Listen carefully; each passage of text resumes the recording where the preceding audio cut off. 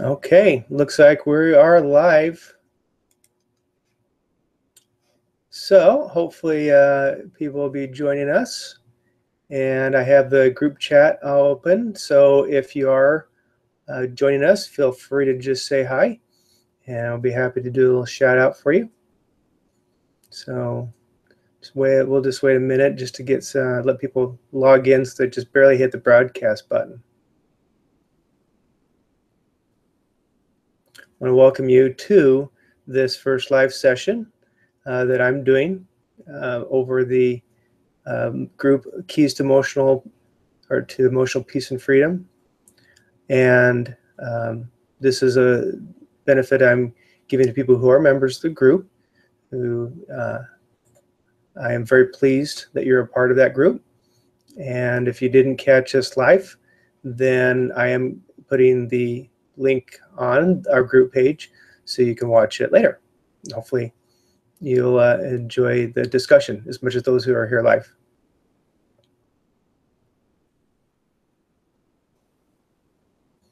Okay, well, I'm going to go ahead and get started now. Again, I'm Darryl Haslam, and a little bit about me. One of the questions I put up there, people may or may not be curious about, is really a little more behind me and why I'm doing this.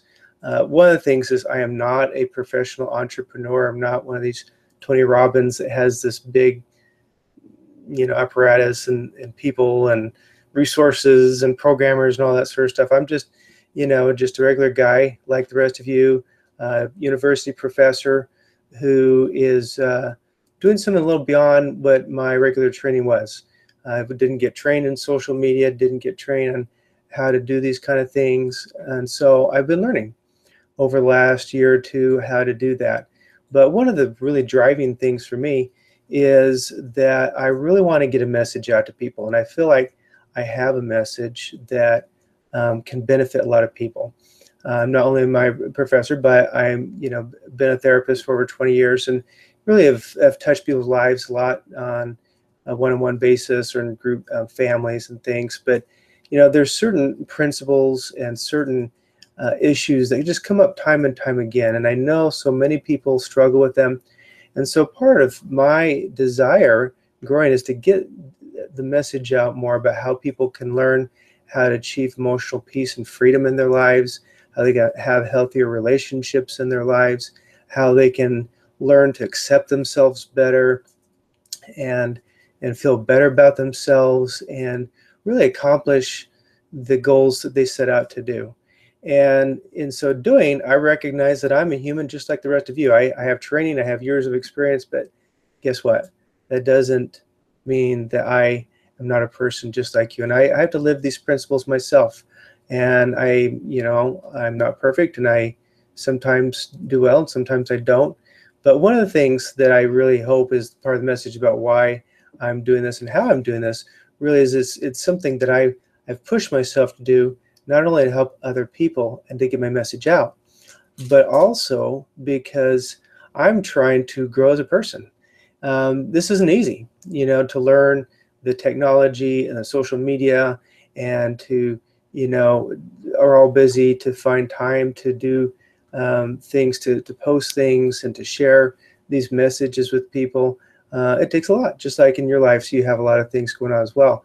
But for me, it's growing me as a person, to take me out of my comfort zone and to push me to do more with myself, do more with my training than I've done before, and who, for a lot of people who have my training, do.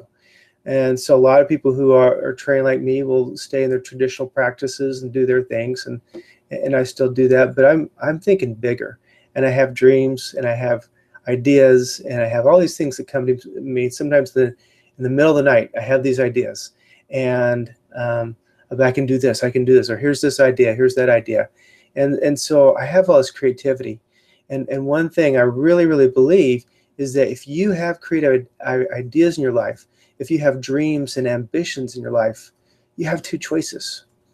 Either you go after those dreams and you do something with them, and you might fall short. It may not work the way you want it to, but you give your dreams wings when you do something about them. or you hold back and you make excuses about why they can't be and why you're not ready to do it, or when you could do this, and then they don't do anything. It's like you have a Maserati parked in your car or parked in your garage and you never drive it anywhere. It's just sitting there. It doesn't do anything if it's just sitting in your garage and never goes anywhere. And I really was caught in that realm for a couple of years. I was doing this sort of stuff with the social media, but I was doing it really small scale, and I just was playing it safe, and it really wasn't going anywhere. And so within the last 6 months or so, I really got inspired, and I really decided if I'm going to do this, I need to really just expand the envelope and see what I can do. I started doing webinars. This is my first live event to do a live thing, and that's a little bit hard to put yourself out there sometimes, but um, it's exciting as well, because I'm able to give my dreams and idea wings. And so that's the part of the story I really want you to hear, because that part of the story might be something that might inspire you. You might have ideas and dreams and hopes and things that you think you want to do, but you're scared. You're worried. It may not work out well for you. You might have rejection. It may not happen well. Well, guess what? I know exactly what that feels like. Since I've been doing this, I've probably had more non-success than I've had success with it. And it'd be very easy to say, look, hey, Darryl, this isn't going to work. People aren't showing up to your stuff. It doesn't really, no one's taken to it. But I believe that I have a message, and I believe that I have something that's going to benefit people. And so I'm not going to give up, and I'm going to keep going. And I keep believing in myself and in the message I have, and in my higher source, and my belief in God that He will direct me and guide me and fill me with the things that I need to share with other people. And so if you're stuck in that place too, and you're not sure if you can, or you've tried it and things haven't worked out for you, well, keep going, because anyone who has succeeded has rarely succeeded the first one or two or even 100 times they did it. A lot of times they had to keep doing it again and again. And really, success comes to people who are persistent and who are diehards and don't forget. And so that's what I'm banking on. I'm going to continue doing this. I'm going to continue staying here with you. I hope you'll stay here with me too and watch how this journey goes. And if you have a journey where you're doing something like this too, and it's hard, and you hit those emotional barriers that tell you that you can't do it, or you don't want to do it, or you're scared to do it, share those. Share those with me privately, or share those in the group or on the Emotional Freedom Life page, because those sort of stories inspire other people. And so I'm putting my story out there to those of you. I don't even know you, but I'm hoping that my story will help your story. So hopefully that'll help out. One other thought I forgot to mention about this is there is a risk if you have dreams and hopes and you don't go after them. Did you know there's a price to pay? There is a risk. And I've learned this, within the last, 6 to 8 months. And that is, if you have your Maserati and you park it in your garage, guess what? Something dies in that Maserati. Probably a better example would be a horse. If you have a perfect stallion, or even a winged horse, a Pegasus,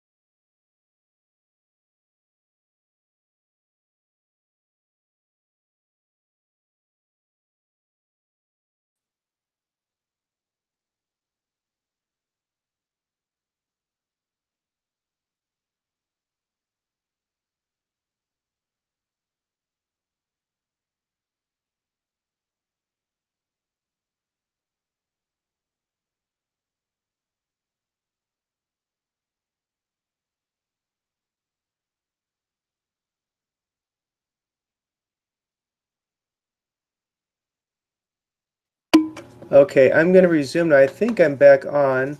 If you're back on with me, then just let me know you're here. And I apologize for the difficulty. I don't know what happened. Somehow it lost its connection. Again, I'm new to this, so I don't know exactly how it all works. One thing I was just saying, I was talking about Jillian Michaels' quote that if you have hopes and dreams and you don't act on them, a lot of times you're worse off because a part of you dies or at least is diminished by putting up the excuses on the walls to the point where maybe you might lose those dreams. I was telling about a friend of mine who, when we started off, I started off doing this a couple years ago, he was real excited. He had some entrepreneurial activities that he was doing as well. He was going to write books or publish books with a friend. It was all full of ideas and exciting, and it was wonderful. And this summer, I got to spend a little time with this friend. I was asking about how that happened and how it's worked out for him. And he says it's not panned out, and it's probably not going to pan out. And so he's just kind of given up on it. And he's probably not going to do it now. And I was talking to him. I got depressed just listening to him, but I felt bad for him. But he also was depressed. I could tell he was very, very depressed, and maybe he's depressed about other things. He doesn't like his job that he has right now, but it does pay the bills. But he doesn't have any other real hopes or dreams or other things that he's doing that gets him excited. And he just does his job and he pays the bills and spends time with his family, likes his family, but there's just not that excitement in life, and the dreams are what gives us the excitement. So if you have dreams, don't let them die. Do something with them. If you have a message, get your message out there. And if you have to overcome some of the emotional roadblocks that get in your way, well, they're worth it. They really are worth it. And I've had to work through mine. Just to be here in front of you today, I've had to work through them because I'm just a regular guy like everyone else is, trying to help other people and trying to get my message out. So anyways, maybe that'll help you, maybe it won't. Just thought I would tell you about that. Okay, question number 2 that people might be wondering about is about what actually is emotional freedom. My page that I have, oh, there's my son Cameron there in the background, is Emotional Freedom Life. And the group's called Keys to Emotional Peace and Freedom. So obviously that's a big theme in a lot of things that I'm doing. And the story behind that is, again, as I've worked with people over the last 20 plus years, one of the common variables I see is really people's emotions, and how when we don't deal with emotions effectively in the right way, they affect us, they control us, and they tear us down. And so we need to learn how to work with them the right way. But the way we deal with emotions isn't to just get rid of them or ignore them. That's the worst possible way, because our feelings are actually a part of us. And so if we tune them out, stuff them under the rug, it doesn't, that's a part of us that we've just sent away. And that energy will build up. And if you don't deal with it the right way, it'll come back as a big monster, a big ogre, and it'll control you. And that's when people are really scared of their feelings, is when they can sense that there's a lot of craziness or anger or frustration there, and they don't want to deal with it because it's too big. Well, it's gotten too big because they ignored it. If they dealt with it and they managed it the right way, it wouldn't become like that. And then it just gets worse the more you do that. So what is emotional freedom? So emotional freedom is the whole idea that you are able to manage your emotions effectively in the moment. It means that you're able to choose your behavior and your reactions to other people and to your emotions at the time you're doing it. So you are able to be intentional, deliberate.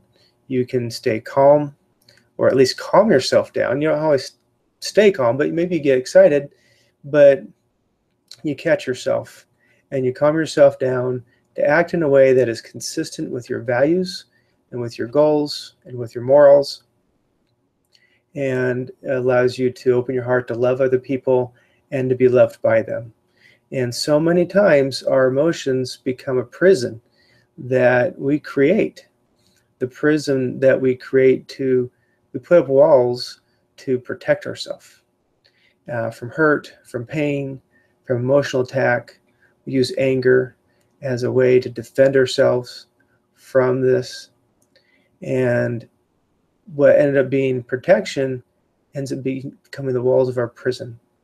And we get to the point where we're so scared to tear down the walls that we don't even know how. We don't even know if we want to. But so many people I've worked with over the years that have those walls built up, guess what? They're safe. They are. They did what they were wanting to. They're safe. But they're also not really living because they really don't truly deeply love, and they're not truly deeply loved because the wall doesn't just block out the negative and let in the positive. The wall doesn't care. A wall is a wall. And when you block out the emotions from yourself and from others to keep yourself safe, a part of life, part of joy is gone. And I've had people who are just like zombies. They're the walking living dead emotionally. And they don't know how to find happiness. And so something needs to change. And emotional freedom is having the courage to be able to tear down those walls, maybe a little bit at a time, not all at once, but learn to live again, learn to love again, learn to take chances again. And if you have trouble with people, if they attack you or hurt you, that you have some skills in place that can help you to manage that, to soothe some of that pain, to protect yourself without having to put up a wall against everybody. You know, certain people you want to be cautious with, but there's certain people you do want to let in. And so emotional freedom is a really special principle, and it's one that's been a big one in my life. You know, because it's one that I use often to try to get myself back on track. If I get angry or upset about something, feel wronged or hurt, I realize I have to deal with that hurt and pain myself. I have to, you know, calm myself down. I have to heal my hurt and love again, love those around me. And sometimes it's hard to do. But when we get into these modes where we're resentful and we retaliate or angry and we're vengeful, not only do we hurt the people around us who we want to love and cherish, but it hurts us too, because a part of us becomes poisoned, becomes dark, becomes resentful, and no good comes from that. And so we don't want to be that way. When we can apply the principles of emotional freedom, we can open ourselves up to joy and happiness and love. We can work out problems with other people because we can have compassion for them. We can see what's going on for them. When we're angry about other people, when all we can focus is on our own hurt and pain, and how could they do that to us, and I can't believe you're doing that, and you're a big jerk, and all the rest of the stuff. We're never going to solve problems with people because we don't really want to know what they feel. We don't really want to find out what's in their heart. We don't really want to do that because we can't get past our own stuff. And true connection, true deepness, deep connection, deep openness comes when people can work past their own issues and open their hearts and minds to the people they're with, to your children, to your spouse, to your parents or sibling. But when we truly open our hearts to people, it's scary. It's scary to open yourself up to that, but that's when true connection can happen. And that's when we can understand people at a deeper level. And we learn to love them at a whole deeper level. And when we open that part of our hearts, then they can love us at a whole deeper level. And so it's a beautiful thing when that happens. But it doesn't happen often. A lot of married couples out there never get to that point. And so it's trying to help people tear down the walls, tear down the, swords and shields they've got against each other, and to put down your weapons and bond and connect with each other. That is the goal. That is the wonderful thing of life if we can get there. But it takes a lot of work from ourselves first before we can even do that with other people. All starts right here with you. And so that is really what emotional freedom is about. And so I'm hoping that in time, through the webinars and through posts and other sorts of things I do, that I can help you understand that principle better and learn ways to apply that I wish I could post more than I do, but I do as much as I can to share that message and share those thoughts and principles to those of you who can benefit from that. I really think anyone and everyone can benefit from that. Okay, we have about 5 minutes, and so the last thing I'm going to talk about, point number 3, is about the holiday stress. Everybody knows what that feels, the holiday stress, and we get caught up in what we're going to get for Christmas for everybody, and we've got family coming, we've got events, and all these things are going on. It really gets stressful. And one of the big questions is, well, how do we deal with the holiday stress? Well, there's a lot of possible answers. Certainly one is you've got to learn how to do stress management in your life, learn how to calm yourself down and to slow down and take a deep breath and just manage your stress. But really what I want to focus on with this question, what can I do about the holiday stress, is this point, that what you focus on during the next 6 or 8 weeks of time will determine what kind of experience you have through this holiday season. Okay, what does that mean, Darryl? What that means is that what you focus on every day and through these upcoming weeks is the stuff that will be in your heart, and that you will that'll be your focus. That will be what you come out with it. If you focus on the things you need to do and all the issues, and the kids are fighting, I've got to do this for my mother-in-law or my grandparents or so-and-so, and we're all focused on that, and that is all that we focus on, then we get through this next 6 weeks, we'll be probably glad it's over, because it's all that work and stress is over. But is that really what this is all about? Is that really what the holiday season is about? Or is it about reflecting on your life? Is it about giving and sharing? Is it about being thankful for the things you have? Is it about spending time with loved ones and connecting with people, even if there's issues there, even if you don't get along with people, but that it's a time for connecting and sharing and being with people. And if that is what we focus on the beautiful moments that exist, even if there's just a few of them, then when you get done with the season, those will bring wonderful memories in your heart, in your mind, and you'll be enriched by it. And so focus on the good that is there. Focus on the good that is happening. And if you do, you will find yourself happier. You'll find yourself less stressed. You'll find yourself, in a better place with people. And so it is an important principle. A month or so ago, I'm trying to think now, I guess it was about 5 or 6 weeks ago, some of you may have seen I posted some pictures on my Facebook page about my trip to China. And I was able to go to China for a week, and I did some professional presentations and training over there at a few universities in Beijing, China. I had a wonderful time. It was beautiful. I wish I could go back. Love China. But one of the things that I learned there that really was a nugget of wisdom that I'm still remembering. I remember talking to this professor of psychology over there who invited me, and he's a man who's very philosophical, very introspective. And I remember sometimes I was trying to coordinate. I said, okay, well, what are we going to do tomorrow? How are things going to work out? And he says, don't worry about tomorrow. We'll figure out tomorrow when the time comes. And I said, well, I'm sorry that this didn't happen, this happened. He goes, don't worry about the past. The past is in the past. And finally, he explained to me what that was all about.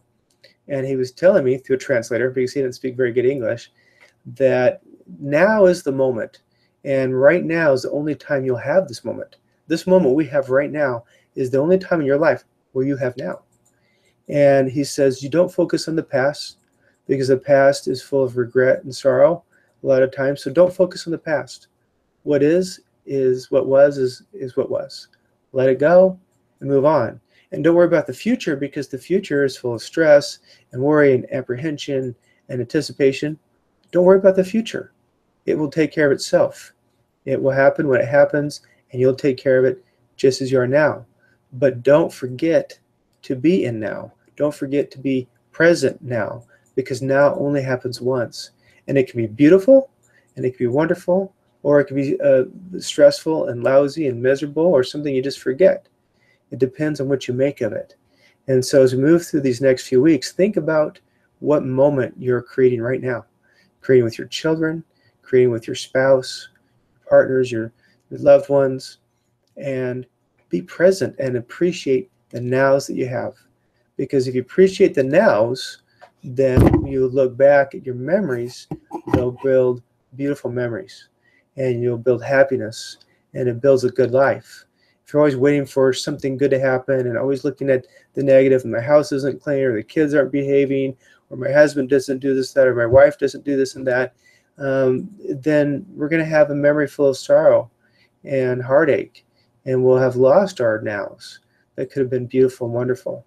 So as you move through these holiday seasons, focus on now and make it beautiful, make it wonderful. And I hope that's what it'll be for you. That's what I'm going to try to do. And if you have experiences like that, where you're doing that, post those on our page. I really would love a lot more input and interaction on the group page, as well as on the Emotional Freedom Life page itself. If you're not liking that, please like that one as well. And let's dialogue, and let's hear each other's experiences. Well, I hope this was good for you, and I hope that those of you who didn't join me live will be listening to this. And I'm sorry it got broken up. I don't know how that'll work out with the video feed. Hopefully I'll be able to get both links up. But please listen, and hopefully I'll do these again sometime in the future. And I hope you have yourself a great night. Darryl Haslam signing off.